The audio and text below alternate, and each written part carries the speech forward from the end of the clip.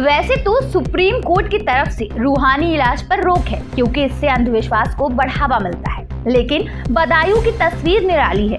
किसी ओझा तांत्रिक के डेरे पर नहीं बल्कि जिला अस्पताल में भर्ती मरीजों का झाड़ फूंक करके तांत्रिक ने रूहानी इलाज किया। मामला संज्ञान में आने के बाद हड़कंप मचा हुआ है। माना जा रहा है कि मामले में डिप्टी सीएम की तरफ से बड़ी कार्रवाई अस्पताल स्टाफ पर हो सकती है।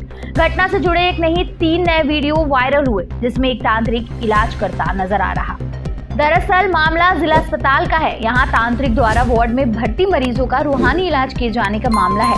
घटना के 3 वीडियो तेजी से वायरल हो रहे। ये वीडियो एनआरसी वार्ड का बताया जा रहा। इस मामले में अभी भी किसी प्रकार का अस्पताल प्रशासन की तरफ से कोई बयान नहीं आया है। लोगों की माने तो अस्पताल में सुबह शाम प्रतिदिन तांत्रिक रूहानी इलाज करने आते हैं। बदायूं से ओमवीर सिंह की रिपोर्ट।